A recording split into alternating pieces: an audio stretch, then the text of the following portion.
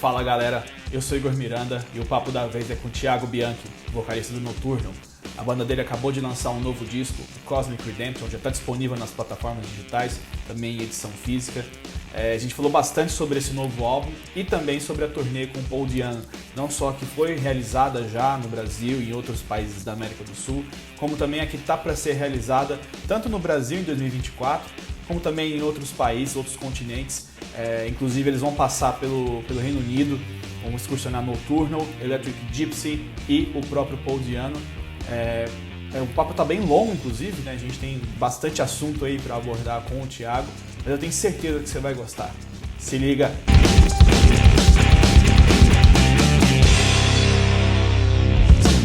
Essa agenda que foi anunciada agora, mais recentemente a turnê pelo Reino Unido, pegando de trás para frente, pegando do que foi mais recente, se não me engano, a última coisa anunciada foi de fato os shows no Reino Unido, correto?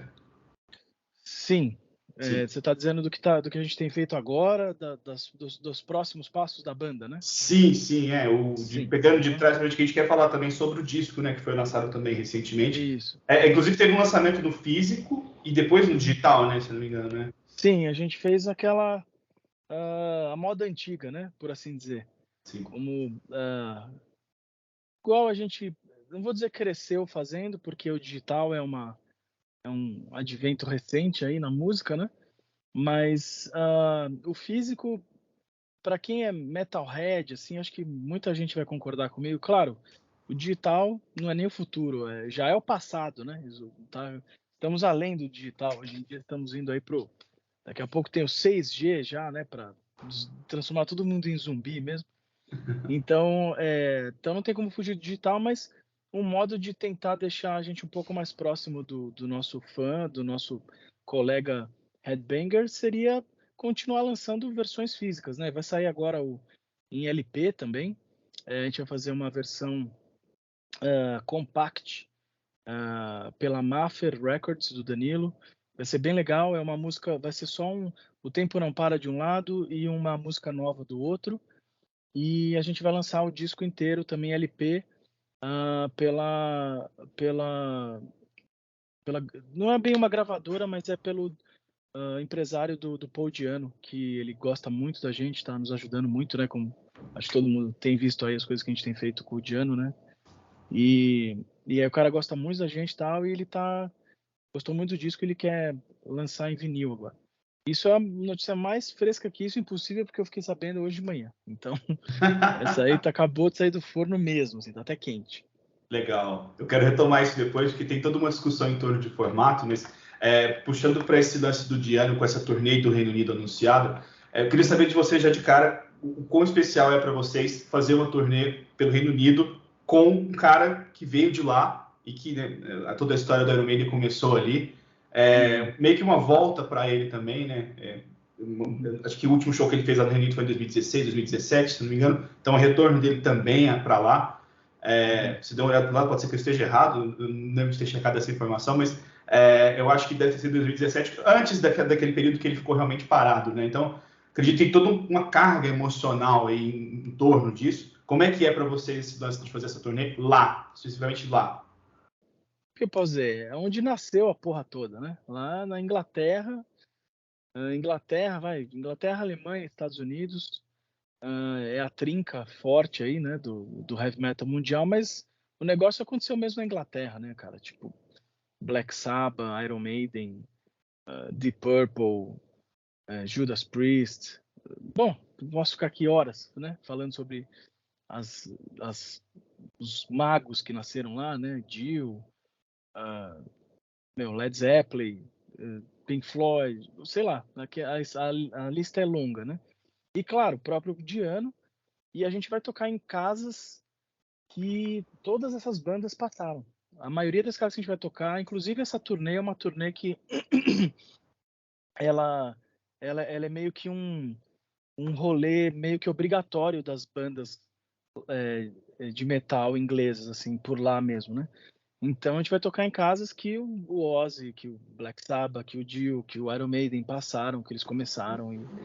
A gente estava fazendo uma turnê virtual ali na visita técnica, né, de algumas casas, e tem na parede ali obviamente, fotos, né, dos shows dessas bandas lá. E não são muitas bandas brasileiras que passaram por lá. Isso é uma outra informação que eu também fui dar uma checada, assim, para saber, né, a profundidade de até onde ia isso, isso respondendo diretamente sua pergunta, do quanto que isso é importante, né, pra gente. E realmente você foi feliz na sua pergunta, porque é algo realmente especial, cara. Não são muitas bandas brasileiras que passaram por lá de metal, e eles são um público fechado. Eu não sei por que exatamente, eu nunca fui para lá tocar. Eu já fui para lá, mas eu não fui tocar ainda, né? Vai ser a primeira vez. Mas eu acho que tem uma questão muito de orgulho também, né? Os caras inventaram algo muito forte aí pro mundo, e passa por lá. Eu acho que quem eles acho que medem não é, acho que nem a importância, cara, é qualidade mesmo, né? Eles são muito ligados na qualidade da coisa, né? E aí, assim, são casas que, pelo que eu sei, não é só chegar e marcar show, assim, você tem que realmente tem que ter um porquê. Nessa aí eu tenho que agradecer o digníssimo Paul e o grande Stefan Juras, que é o empresário dele, que são os dois que estão apostando na gente, assim, cara. Eles gostam muito do Noturno e, e eles estão dando uma força incrível, assim, eles realmente acreditam na banda. Às vezes de uma forma que eu até fico impressionado, tal qual essa vez. Porque fazer uma turnê no Brasil, tal, legal, mas assim, normal, né? Banda de apoio, então a banda que, pô, só muda o vocalista, põe lá pra abrir, tudo bem, tá tudo certo, e ajudaram, né, e tal, tudo certinho. A Estética Torta também, que é uma produtora que dá força pra caramba pra gente. Mas agora, para realmente colocar a gente lá, e pelos planos que eles estão fazendo, já tem uma turnê, essa da do Reino Unido, a gente vai anunciar, daqui um mês, a gente vai anunciar a extensão a continuação da turnê, que vai para mais cerca de 10 a 15 datas pela Europa, né? Então já entrou aí, além dos que a gente já fez no Reino Unido, vai entrar, entrou Dublin agora também, e ainda já entrou Grécia, Itália, e agora vai ter mais a Alemanha ali, Holanda, e logo mais tem mais datas, assim, né? Mas aí tudo bem, aí a gente já passa para um circuito mais ordinário, né? Como a própria palavra diz, não da forma pejorativa, mas da forma que a palavra quer dizer, né? É um circuito mais ordinário que se faz normalmente bandas de metal, né? Mas ali, essa realmente do Reino Unido, eu tô, uh, eu tô ansioso para saber como eu vou me sair. Eu gosto de desafios, eu gosto de coisas que eu fico curioso, na verdade. O desafio não é para saber se realmente ah, é, não é acho que pela conquista, pelo orgulho, não é por isso, mas é porque eu fico curioso para saber. Eu sou muito curioso sobre os meus próprios limites em tudo que eu faço na vida, assim. E esse é um caso que não seria diferente. Tô curioso para saber como eu vou me sair a hora que eu passar pela régua dos grandes cantores de metal da história, né? Eu vou passar ali por um palco que passaram os maiores. E eu tenho me preparado bastante para isso, tanto psicologicamente quanto fisicamente. Voltei a fazer exercícios pesados, voltei a estudar canto, fazia muito tempo que eu não fazia isso também. E, e vai ser acho que vai ser algo que vai, mais uma das coisas da minha vida que vão definir quem eu sou, assim, que vão definir. Tem alguns momentos das nossas vidas, acho que todo mundo tem isso, que você pode chamar de antes e depois daquele momento, né? Aquele momento que define sua vida, ou que você pode chamar primeiro dia do resto da sua vida, né? Eu acho que essa é uma tour que vai ser que vai definir a nossa carreira, a minha carreira e quem eu sou também enquanto cantor e quem sabe enquanto pessoa também. Um, vai ser um antes e depois, vai se resumir ao antes e depois dessa turnê. Então sua pergunta é muito pertinente. Eu também estou muito curioso para saber como vamos nos sair, né? E eu só tenho a agradecer ao Paul novamente pela força, pelo carinho. Ele é um cara muito difícil, muito indomável, né? Acho que todo mundo sabe, né? E foi marcado por isso, mas eu tenho muita sorte dele me apoiar muito, ele é abertamente, declaradamente meu fã, e eu acho que isso, sei lá, eu vivi para poder dizer que o Paul Di'Anno é meu fã, sabe, isso para mim já podia parar aí, né. Então, e se o cara ele mostrando que é fã, realmente ajudando, né, e eu, fã incondicional dele, ele é o bad boy do metal e eu acho que vai ser muito interessante. E a gente está levando, né, estamos trazendo conosco a nova promessa do hard rock brasileiro, que é o Electric Gypsy, né? É uma das bandas mais interessantes que eu vi nos últimos anos aqui no rock hard metal, né, brasileiro. E eles são o metal glam, que a gente chama aqui de farofa, né? Eu adoro. Eu também. Então, e eles são meus meninos, meus protegidos aqui, estou produzindo o disco deles. Desde que eu vi pela primeira vez, quem me apresentou foi o Dani Maza, um amigão nosso aí, grande Dani Maza. E desde então eu tento enfiar esses moleques em tudo que a gente faz, porque eu acho que eles merecem. Eles são o real deal, como os gringos chamam, assim. Eles são aquilo que a gente pode chamar de uma banda que você pode apostar, porque eles são focados, dedicados, tocam pra caramba e que nós, eles amam desafios. E isso eles provaram nessa turnê de 31 datas que a gente fez aí. Eles foram, a galhardia deles foi memorável, assim. Eu fiquei muito orgulhoso deles. O pai deles também, que é o empresário do grande Emerson aí, que dá uma puta força. O cara que não é rico, não é aquela coisa de grana, que tipo, grana, compra e tal. Não, mano, o cara que ele trabalha para investir no filho. Tenho muita admiração por eles lá, que é uma coisa que muitas bandas precisariam, cara, que alguém acreditasse nelas, né? Que fossem os pais, né? Tipo, que nem o caso lá do Zezé de Camargo e Luciano, que tem no filme lá. O pai dele é meio parecido com aquilo, sabe? O cara que acredita muito nos moleques. E a paixão dele é contagiante, sabe? Então, assim, é uma turnê que vai é só de apaixonados, cara. Aí fica mais fácil, entendeu? Tipo, pô, eu vou levar minha mulher para trabalhar no Merch e ela é também nossa tour manager, né? O meu filho, que vai ajudar no Merch. O Emerson vai também para organização de logística. Então, assim, é uma turnê que vai ser bem família e bem desafiadora, né?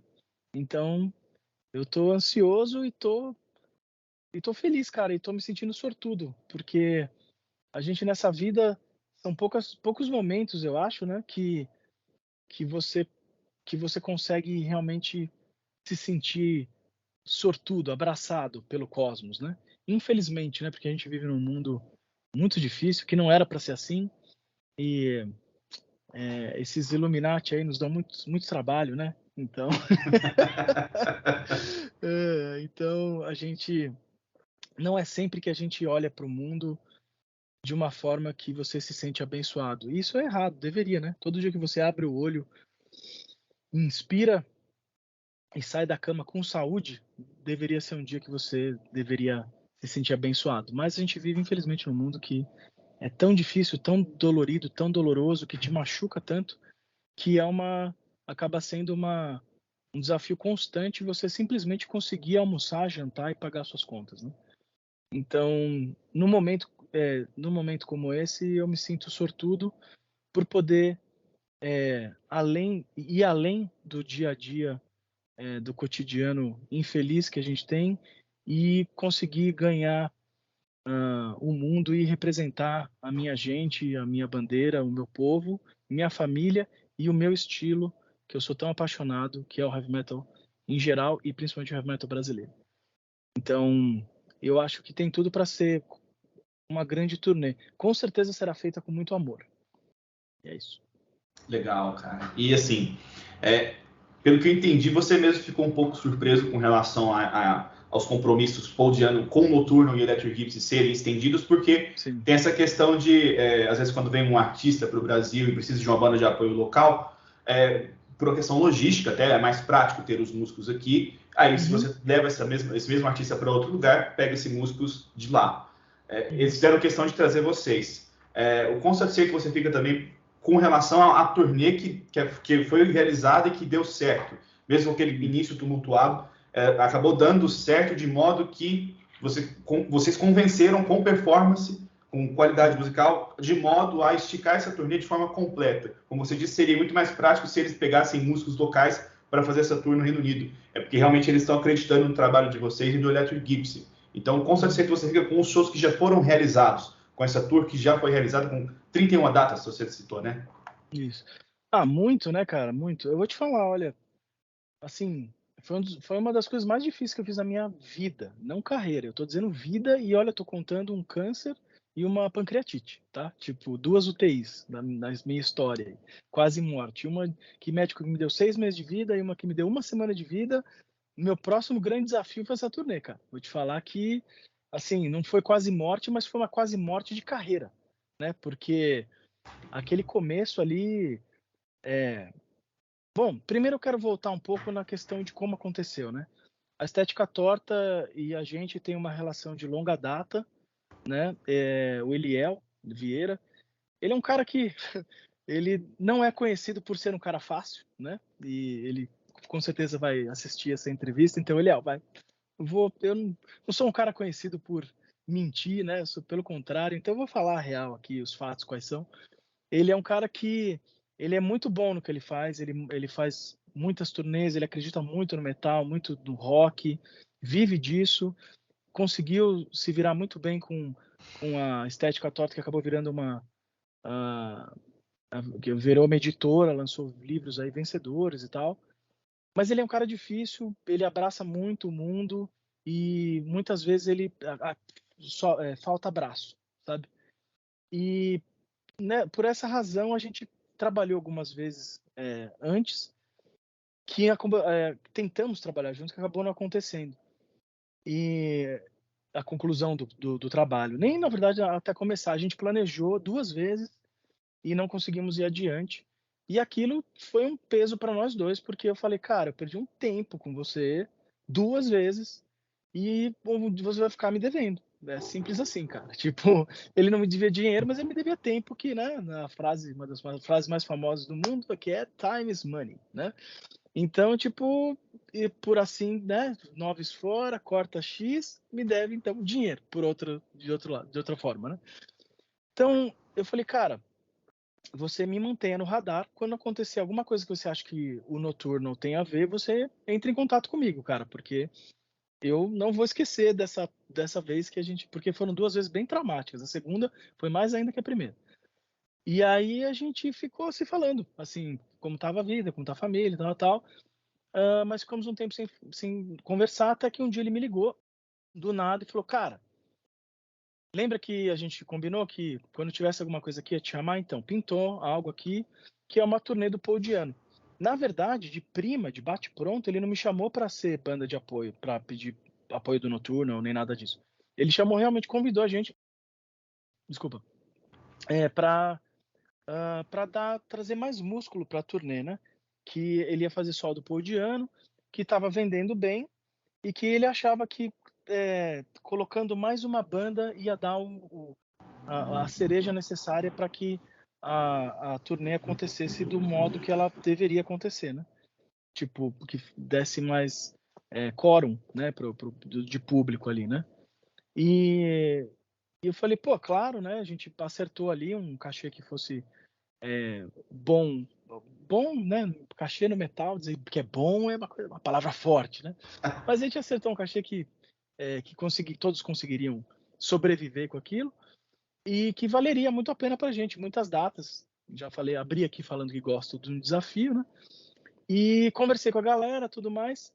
Então, assim, foi super feliz, assim, o começo, né? Eu falei, cara, legal, a galera ficou feliz, deu, tipo, a hora que a gente anunciou, a galera já ficou mal, pá, que animal, não sei o que, começou a vender muito mais ingresso, então, para nós foi gratificante também, né? Saber que a gente tá tendo uma relevância no Brasil, né, cara? Tipo, isso é muito importante para uma banda. A gente luta muito, né, cara? Você é um cara você é um cara já conhecido aí no meio e você sabe o quão difícil é para bandas brasileiras nadarem aqui nesse país, né?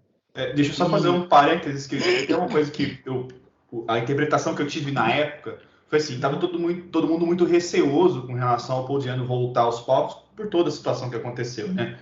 Mas a partir do momento que entrou Noturno, eu lembro, a primeira coisa que eu pensei foi, esse negócio é sério, porque eu imaginei que vocês não iriam entrar numa situação assim que fosse mal alinhada, fosse uma roubada, né? Colocando um termo mais popular. Então, acho que isso não só fez com que as pessoas comprassem ingresso para ver vocês também, como também foi uma validação do tipo, esse negócio é sério, porque tem um pessoal sério envolvido, né? Pô, muito legal. Fico muito, muito orgulhoso, satisfeito de saber que você teve essa visão, porque, assim, realmente é engraçado, né?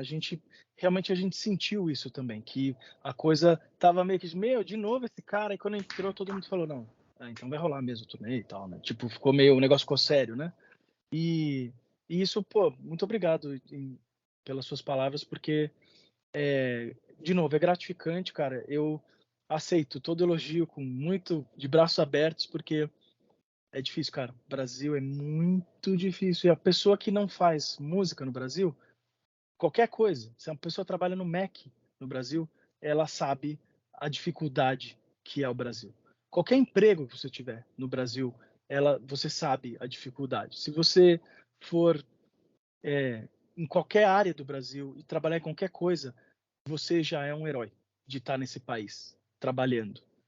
Agora, música, cara, e heavy metal, que é um negócio desse tamanhinho, cara, é difícil. Você tem que ter espírito de herói mesmo e de um pouco de masoquista também. Porque é muita portada na cara, é muito não, é muita gente puxando seu tapete, é muita inveja, porque como o meio ele é pequeno, então quando alguém também tem esse lado, quando desponta um pouquinho, às vezes algumas pessoas do próprio público assim ficam. Eu sei, putz, já passei por isso várias vezes, em várias situações. Já as pessoas. Eu sou um cara que. Você sabe disso, né? Acho que muita gente hoje em dia. Acho que o tempo passou o suficiente para as pessoas me conhecerem, para entender quem eu sou, né? Mas durante muito tempo eu fui muito injustiçado, cara, de achar que eu era um playboyzinho. Meu apelido, até hoje por aí, eu já ouvi falar que é Bruce Wayne do metal, que eu sou rico, não sei, tipo, os caras inventam. Porque eu construí um estúdio o meu suor, com a minha vontade, com a minha gana. Claro, a minha mãe era cantora, a gente começou juntos, mas isso, ela não era um estúdio bilhardário e ela não toma aí, ela é milionária enquanto ela foi lá velejar, não, ela postou tudo que ela tinha comigo e depois a gente conseguiu chegar em algum lugar que ela conseguiu se aposentar e eu segui em frente. Uma coisa pequena, transformei em algo grande e pro metal. Eu não atendo pagode, não atendo samba, não atendo MPB, que não teria problema nenhum também em atender. Eu acho que estúdio é para isso, né? Ainda mais estúdios bons no Brasil, produtores bons, isso faz falta, não no Brasil, mas no mundo, é uma coisa que está crescendo cada vez mais e tomara que venham melhores e cada vez maiores. Mas, então, assim, bom, tudo isso para dizer que esse lance de aceitar um elogio, para mim, é muito importante, porque a gente sabe o quanto a gente luta. Então, obrigado pelas suas palavras. Bom, e aí continuou que a gente colocou, mesmo assim, sem saber exatamente como seria, mas colocamos o pôster no ar e falou, cara, e vamos agora batalhar para isso acontecer do jeito que tem que acontecer. E aí a gente chegou à conclusão que cabia uma banda de abertura, um spot, né? Teria um spot ali. E a gente fez uma triagem aí de bandas que caberiam, assim, né? No perfil, porque tem um perfil ali. Eu acho que todo mundo é muita gente, mas muita gente esperava que a gente fosse ter, sei lá, outra banda de New Wave of British Heavy Metal no esquema, entendeu? Tipo, ou uma coisa parecida com o Diano, ou uma coisa parecida com o Noturno. E eu falei, não, cara, vamos tentar achar uma banda que seja diferente das duas, bem diferente. Mas o quê? Aí a gente foi atrás de muitas coisas. Uma outra banda também de new metal quase entrou, que é uma banda muito legal, que ela tá sem nome ainda, porque estão gravando. Então, o projeto desde aquela época foi montado e a gente ia terminar o disco para fazer a turnê, mas acabou que também ia ser uma correria. Bom, no fim entrou a Electric Gypsy, que é uma banda que eu acho que é uma das coisas mais legais que estão acontecendo no Brasil aqui no momento, são eles, assim, tipo. felicidade. Eu acho que amor, cara, felicidade, rock, metal, é sobre isso, cara. Os caras que estão ali em cima do palco, mano, é por grana, mas assim, vírgula, porque nenhum deles, tipo assim, claro, tirando os grandes dinossauros aí, mas também não foi para ser bilhardário. Desculpa, entrou uma ligação aqui. Entrou uma ligação. Então, não foi para ser bilhardário, eu acho. É muito por amor. Você vê que o amor tá incrustado naquelas pessoas, né? Tipo, você vê o que eles fazem ali, você sente no seu peito, né? E pra gente isso foi importante. Então a gente não ia ser banda de apoio do Diano no começo. Isso não tinha sido falado ainda, né? E aí, durante a feitura da turnê, o Eliel e o Eliel e a Estética Torta, a gente se falava diariamente e foi ficando cada vez mais evidente de que o mais apropriado seria que o Diano tivesse uma banda que já estivesse junto com ele na estrada para deixar a coisa mais barata. Porque para a gente realmente fazer, porque a ideia era fazer a maior turnê de um gringo no Brasil, né? Foi até então, e ele vai quebrar o próprio recorde agora com essa nova. E um cara cadeirante. Então seria uma turnê que a gente até ia batizar não teve exatamente um nome, mas ela ia ser de Reborn, sabe? Born Again, mas aí ia remeter ao Deep Purple e tal. A gente estava tentando achar um nome ali, né? Que também sabe? Que não esbarrasse em nenhuma banda que deu esse tipo de nome, né? De Reborn e tal, ou Renaissance, alguma coisa assim. Mas que contasse, porque assim, é uma banda de pessoas que renasceram e de quem estava nascendo, que o caso do Electric Gypsy está nascendo para o mundo, primeira tour deles. Nocturnal, uma renascença de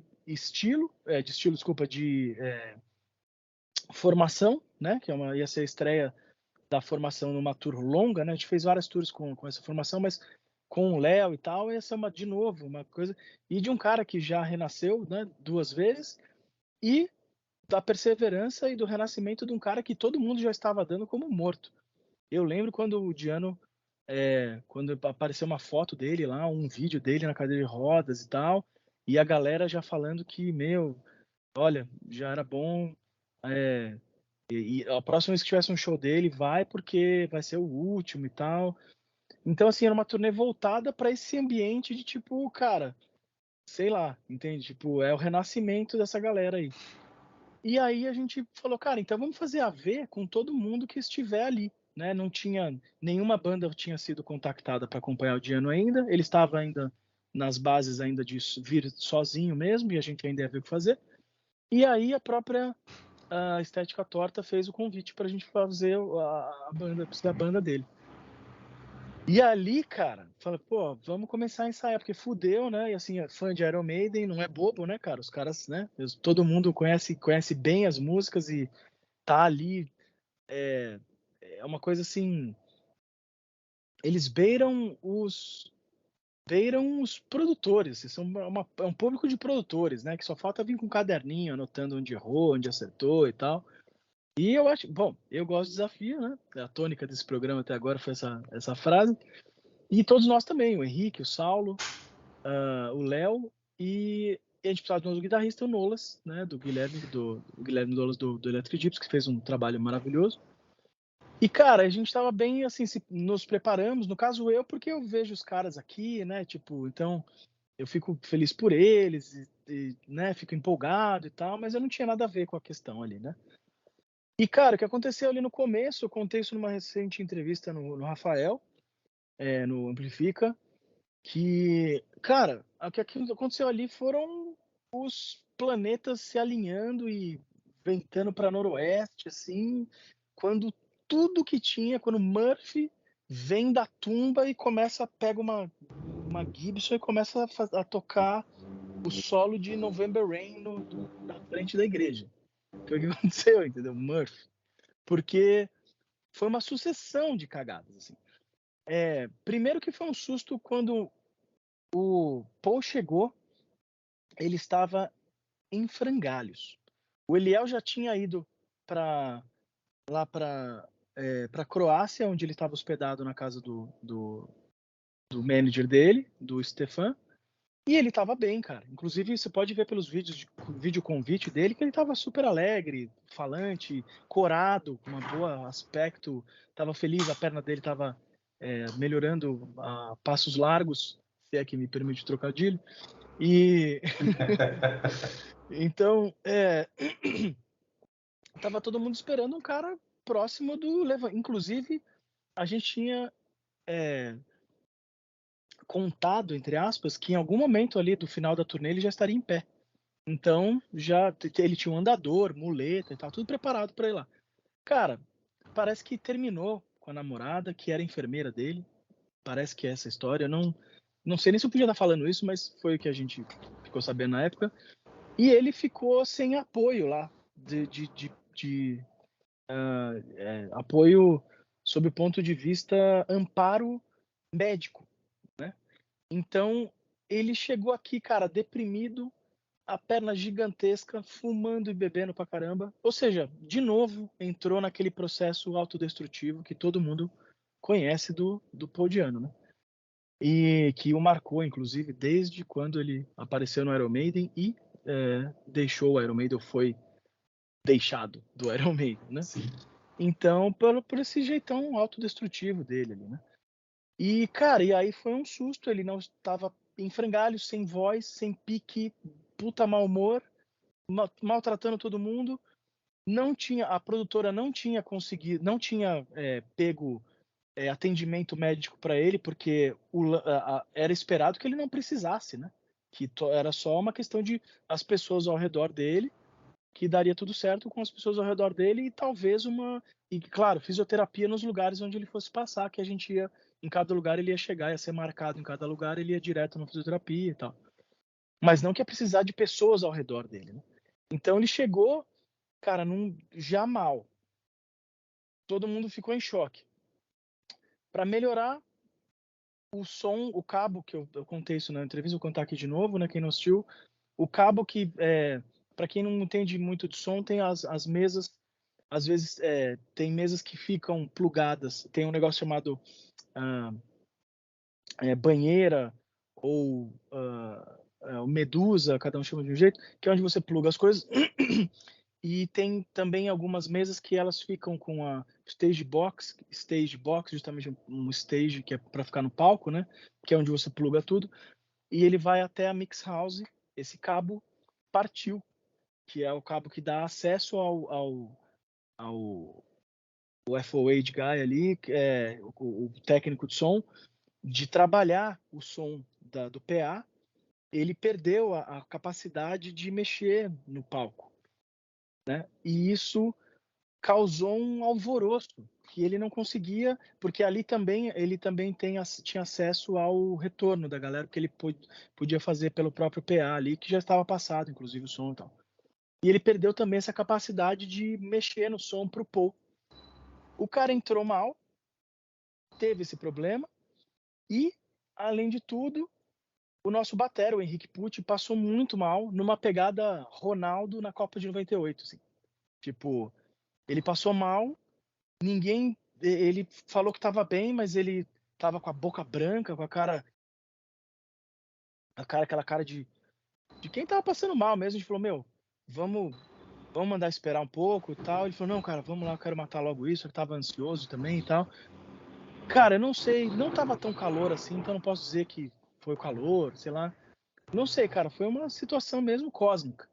E aí, tudo para dar errado. Ele entrou lá, o som começou a dar errado, o Paul não conseguia cantar, o batera não conseguia tocar. Eu fui lá, eu fiquei tão... Tava todo mundo tão em choque com a situação que eu entrei no palco, isso deve ter em vídeo, por aí, sei lá, e parei o show e falei, galera, dá licença, desculpa, mas isso aqui precisa... A gente vai precisar de um tempo para arrumar, para vocês terem um show que vocês merecem, né? Pedimos pra galera esperar e tal, e, cara, não tinha o que fazer. O Henrique tava passando mega mal, não melhorava, tomou água com açúcar lá, respirava e tal, e não melhorava.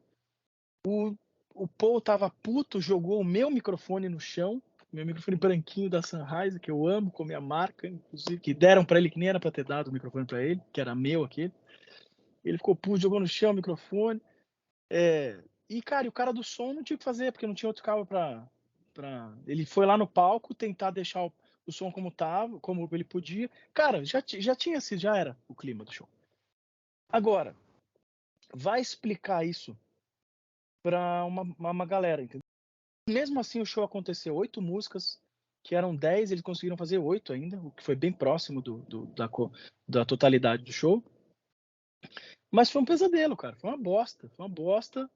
E assim, eu lamento muito pelo público de Fortaleza, que eu amo, é um lugar que eu sempre volto, que eu tenho amigos lá. E pelo que eu sei, eu não posso dizer isso com certeza, porque eu não sou da produção, né? Eu só fui contratado para tocar. Mas ao que me parece, é bem provável que para essa próxima data, quem apresentar o ingresso desse dia, a próxima data agora de 2024, quem apresentar o ingresso desse dia vai ter entrada franca. É o mínimo, né? Que a produtora poderia fazer. Além de outras coisas que eles estão trabalhando lá para tentar fazer com que o povo de Fortaleza seja agraciado com alguma espécie de mimo que eles merecem, né?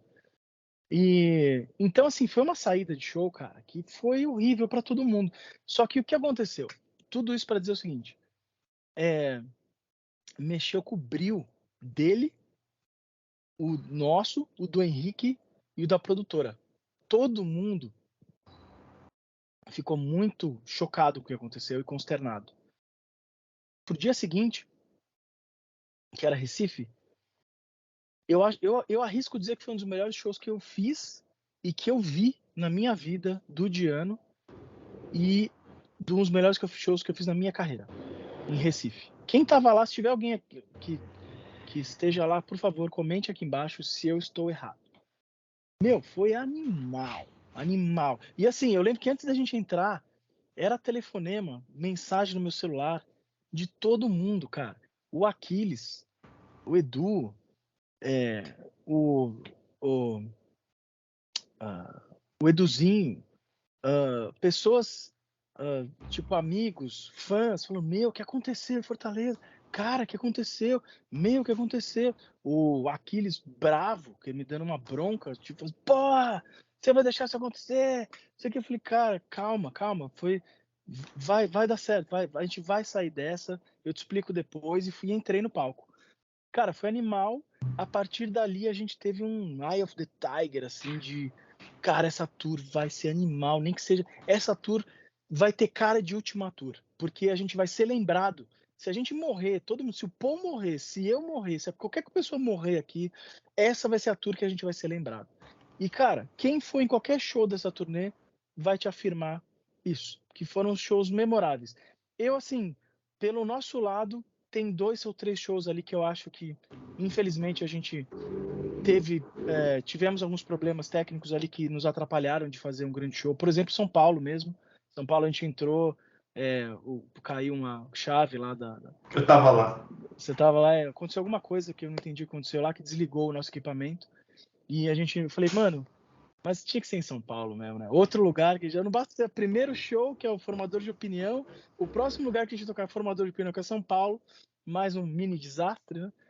Mas aí foi bom, o show acabou, que aconteceu depois, tudo bem, mas assim, não foi nem de perto um dos melhores da turnê, né? Eu arrisco dizer que foi um dos piores, assim, infelizmente. Não pelo público, nada a ver, mas de novo, por uma situação aquém ali do que gostaríamos, né? Mas assim, marcamos o primeiro show aqui em São Paulo, da próxima turnê, para ser já, cara, a gente vamos fazer o melhor, dar o nosso melhor ali, novamente e tal. Então, assim, engraçado que o Diano, cara, o raciocínio geral, assim, é que cada show com ele era uma luta, cara. Era uma guerra. Eu adoro isso, eu vivo por isso, cara. Eu adoro desafios, né? Eu não sei se eu já falei isso hoje. Mas eu tenho prazer na luta, né? Eu adoro ganhar públicos, eu adoro quando o público tá gelado, quando eu entro num show e a galera tá meio com cara de bunda, meu, isso me põe um fogo. É a pior coisa que eles podem fazer, porque é aí que eu não deixo ninguém ficar parado, cara. Aí eu viro o capeta mesmo, porque eu amo e eu vivo, eu sou público, eu vou em shows. metal, show de metal pra galera ir à loucura. Não é pra ninguém ficar parado de braço cruzado. Ó. Quando eu vejo show do Dream Theater lá, que a galera, aquela coisa, né, tipo, vendo muito músico, vendo os caras tocar, admirando, assim, tal. Cara, eu amo o Dream Theater, mas eu acho isso uma bosta. Porque show de heavy metal pra mim é Pantera, cara. Não esse exatamente, mas o que foi outrora, mas é Pantera, é Metallica, é Iron Maiden, é Megadeth, é Dio, é emoção, cara, é Kiss, é você cantar a plenos pulmões, é você esquecer, não é esquecer de tudo, é você entrar em transe com aquela música. É isso que é um show de heavy metal, muito mais que qualquer outra música, cara. Pode ver, nenhuma outra música te leva para um lugar tão incrível quanto o heavy metal. Por isso que só quem é metaleiro sabe o que é ser metaleiro. Como é que vai explicar para um cara que gosta de sertanejo o que é metal, cara? Alguns até podem saber, porque muita gente do sertanejo veio do metal, que tem aquela emoção também, né? Eles são interligados. Mas aquela coisa de dentro do coração, assim, é diferente, mano. Então, foi uma turnê, assim, que eu tenho muito orgulho, muito orgulho. E a gente sair dela com tanto como do jeito que fomos celebrados em todas as cidades, do jeito que fomos convidados a voltar para todas as cidades, o que a gente foi falado, o que foi movimentado nas nossas mídias sociais, os comentários, a gente tem essa absoluta certeza de que a gente virou o jogo do que foi aquele começo. E isso é uma coisa que dá muito orgulho. Eu fico arrepiado de falar, porque cara, quando você faz uma coisa com muito amor, cara, e as pessoas percebem e te celebram por isso, e não te celebram, mas com você, celebram com você, é um negócio muito sem precedentes, assim, cara. De muita coisa que eu fiz na minha vida, esse com certeza foi uma das coisas mais legais.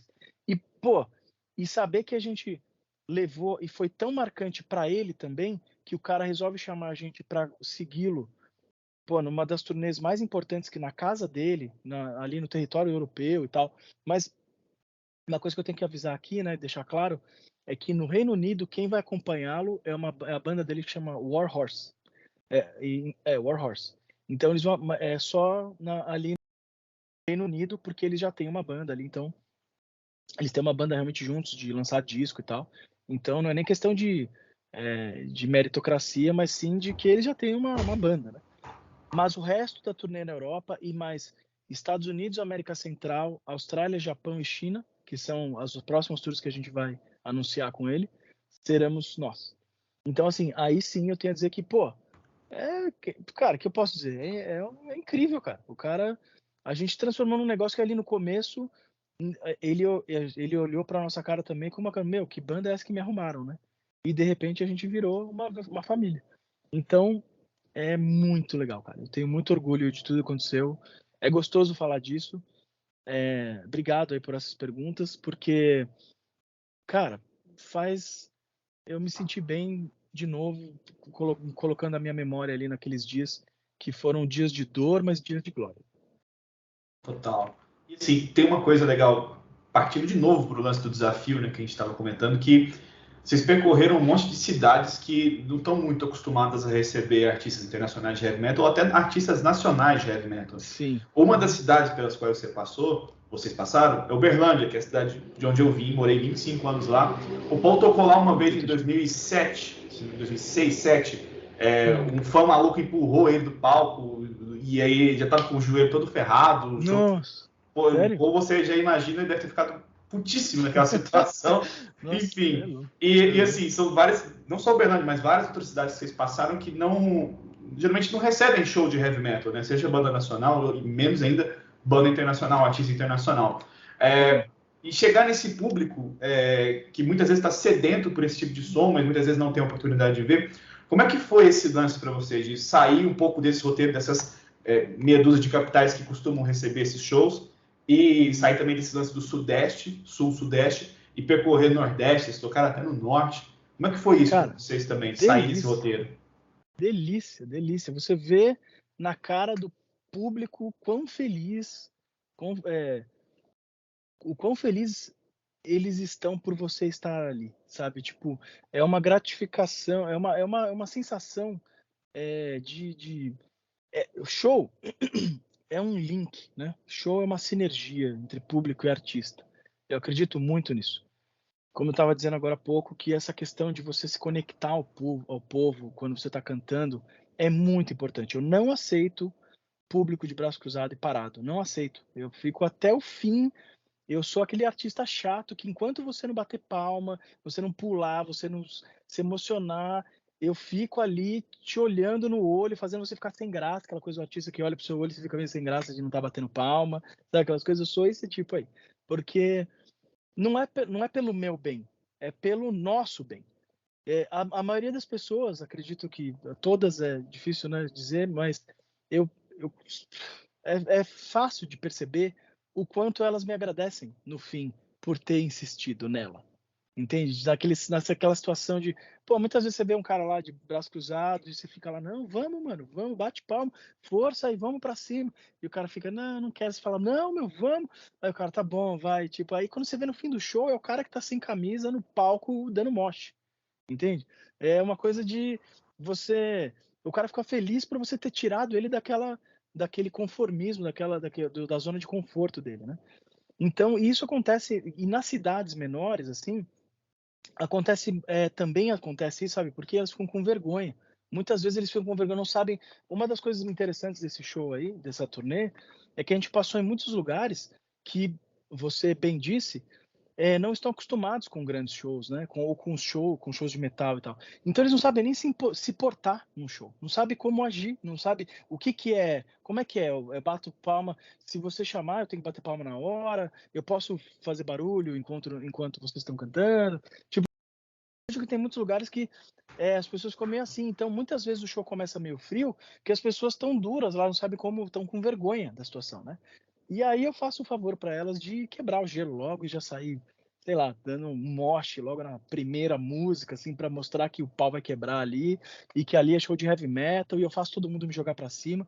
Foram 28 moches, hein, nessa turnê. Eu me orgulho em contar aí, quem acompanha meu Instagram ali, todos os moches foram filmados pelo nosso amigo Rafael Castilho, que era o nosso hold de bateria, e ele sempre pegava meu celular para filmar.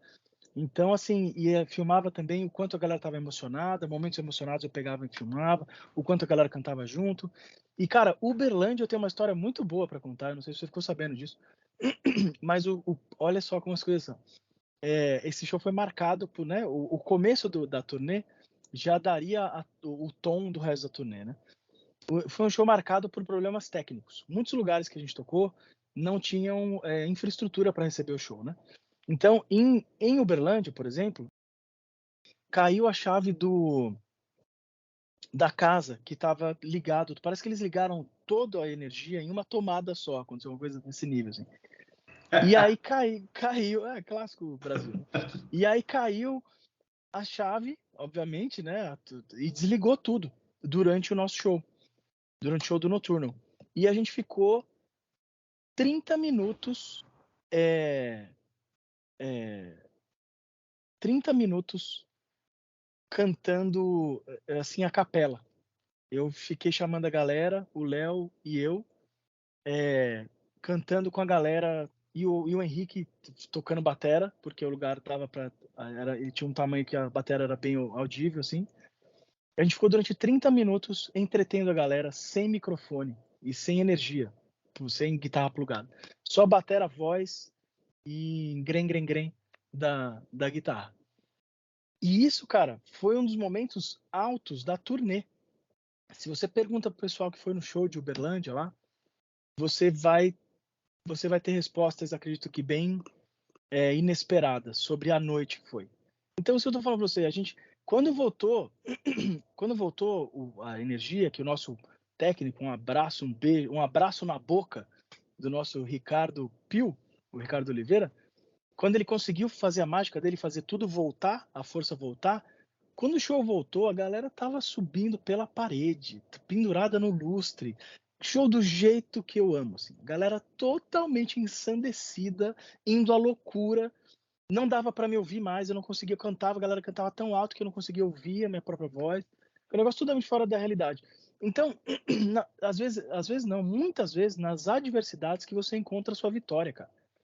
Ali foi um dos momentos que provou que, cara, é sempre mais escuro antes do dia raiar. E, cara, assim, e todas essas frases de efeito aí, né, de positivismo e autoajuda, mas de que realmente no metal é isso mesmo, cara. Tipo, o público, ele tá sedento por cantar junto, por se emocionar. É só você botar uma fagulha naquele gás que o negócio explode. Esse foi o meu trabalho a turnê inteira. E não precisa nem dizer como foi o show do Diano, então, foi inacreditável, cara. Ele falou, e o Uberlândia foi um dos melhores shows que ele falou que foi um dos melhores shows também, que a galera ele não conseguia se ouvir, que a galera cantava tão alto as músicas que. Então, assim, tiveram vários outros, mas você falando de Uberlândia, pode ficar. Você pode ficar bem orgulhoso. E teve uma outra coisa também, o nosso projetor quebrou 2 shows antes, e lá em Uberlândia eu fiquei andando pela cidade tentando achar alguém para consertar o projetor, e ninguém, todas as cidades que eu fui antes, as 2 cidades, falam, não, isso aí é só lá em São Paulo, vai ter que passar lá e sei lá como é que vai ser isso aí. Cara, aqui vai ficar uma semana e tal. Aí eu andando por uma rua ali que é cheia de. Só tem coisas de mecânico, assim, sei lá. Eu fui lá e eu achei um senhorzinho na porta, com aquela bique na orelha, assim, sabe? Bem senhorzinho, consertava a televisão. E eu fui lá na pegada da intuição mesmo e botei o projetor em cima da mesa. Falei, cara, tô sentindo que é o senhor que vai resolver isso aí. E aí, o que aconteceu? Eu falei, cara, ninguém consegue consertar isso aqui. Eu tenho um show hoje. Cara, aqui vai ser. O vocal o primeiro vocal do Iron Maiden. Cara, preciso de ajuda e tal, tal, tal. Aí ele ficou, o Paul Diano? Eu falei, caralho, o senhorzinho, né? Como é que sabe o nome do Paul? Ah, me diverti muito ao som desse cara. Eu tinha o Killers, eu era baterista. Olha ali, ó, daí ele abriu uma porta, tinha uma bateria, assim, tipo, Que totalmente. loucura. Entendeu? Aí o cara deu as tripas ao coração ali e consertou o projetor, cara. Também. Foi uma outra coisa interessante de Uberlândia. Muito legal a sua terra. Tenho muitos amigos de lá, assim. Vou te perguntar agora, cara, sobre o novo álbum, né? Sobre o Cosmic Redemption, que a gente abordou bastante sobre ator. Uhum. Eu venho acompanhando desde o primeiro single, né? Que está em 2019. Eu nem sei se quando o primeiro single foi lançado, foi anunciado junto como vamos lançar um álbum. Acho que foi só o single que vocês Não, era só o lançaram. single. Né? É, Uhum. eu não sei se vocês já estavam planejando lançar um Foi disco. Scream for Me. Sim. Não, aquilo foi só a volta da banda com a formação nova e tal, e decidi contar aquilo num videoclipe e com a participação do meu herói absoluto, que é o Mike Portnoy. Legal. Eu queria saber a história até chegar ao lançamento desse disco, né? Porque você disse que não era Putz, planejado. A história cara, resumida, né? Porque é sempre tudo na base do mano, desafio, da superação, mas eu queria saber como é que vocês chegaram a lançar esse álbum, né? Porque, se eu não me engano, também é o primeiro álbum com essa nova formação, né? O anterior, o Nine, foi com o Aquiles, foi com o pessoal da formação antiga. Tô isso. certo? Cara, aconteceu, né? Ali a gente. We went separate ways, né? Como diz a música, né? E a gente, cada um foi para um lado, na outra formação, e aconteceu exatamente como é o clipe. Assistam Scream for Me, do Nocturnal, clipe com o Mike Portnoy, com aquele capotamento e tal, que foi de verdade. E, inclusive, aquele clipe foi um dos motivos da outra formação que dava as nossas brigas, que eu sempre queria fazer coisas, sempre quero fazer coisas muito grandes e muito emocionadas e tal. E às vezes os caras queriam só fazer uma coisa mais simples. Pô, vamos fazer ali um teatro e, só fazer aquilo. Eu já falava, não, vamos chamar um ilusionista, vamos gravar um DVD e cada música vai ter um truque de ilusionismo. E vamos fazer um clipe. Vamos fazer um clipe, cara, ali, só a gente tocando. Não, vamos pôr um capotamento. Eu sei, eu irrito. E isso é uma coisa que eu admito. Mas eu gosto disso, cara. De novo, né? Adivinha o que eu vou dizer, né? Eu gosto de desafios. Não sei se eu falei isso hoje. Então, tipo, quando aconteceu a divisão ali, né? Aí, cara, quando aconteceu de eu remontar a banda, eu falei, cara, eu tenho que contar essa história, porque tá engraçado, eu tô indo atrás. As pessoas que apareciam, o jeito que eu cheguei nas pessoas. O Saulo é realmente um matemático, ele é formado em matemática, né? Então, tipo, aquela coisa, ele tem um quê de cientista louco, né? Ele é meio doido. Ele tinha feito uma vassoura, ele é o cara da vassoura do Brasil. Ele pôs uma corda numa vassoura de verdade. Isso foi meio famoso lá fora, que foi o primeiro brasileiro a fazer isso. Então, falei, cara, no clipe tem que ter isso, cara. Tem que ter que o cara, né? Tem aquela coisa de cientista maluco, né? E o Henrique é um cara zen que faz yoga, mas ele toca blast beat. Ele é um doidão, monstrão, mas ele faz yoga, ele medita. Então, assim, o Michael Orlando é um cara já famoso, né? Já consagrado no mundo inteiro, com o Adrenaline Mob, né? Que ele já tinha lá a banda com o Mike Portnoy, com o Russell Allen. Então eu ia assistir o cara e sempre ficava emocionado e tal. Então, assim, o que que parecia, assim, né? Tipo, aquela história. O clipe ele resume muito. Eu tô começando por ela. Não é que eu vou contar cada coisa, não, fica tranquilo, tá? É que eu. Se quiser Eu só contar, tô. conta, pô. Não, é que eu vou contar essa parte porque, assim, se você assistir o clipe, a história dele é muito interessante porque é o que ia acontecer mesmo ali, sabe? Tipo, eu tava chamando uma galera para entrar num carro comigo que tinha tudo para capotar, né? E que aquele caminhão na frente é a vida, jogando desafios, jogando porta em cima de você, jogando pneu em cima de você, e pode ser que aquele pneu te faça voar com o carro e capotar. Às vezes você tá num carro tunado ali, achando que seu carro é o melhor do mundo, que nada vai te parar, você tá adrenado com aquela situação, e de repente, meu, a vida te tá com pneu, você capota, cara, e capota cinematograficamente. É ali que acontece, o clipe é isso. Só que qual é o grande lance? É você levantar, cara. É você sair daquele capotamento e transformar aquela cena num cenário de clipe.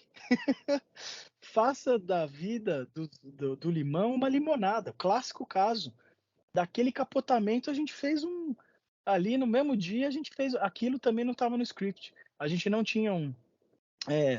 A gente não sabia onde a gente ia fazer o nosso Master Shot. Master Shot, para quem não sabe, quem não é do mundo aí da música, é onde você vai fazer a tomada da banda inteira tocando junta, né? Num clipe, né?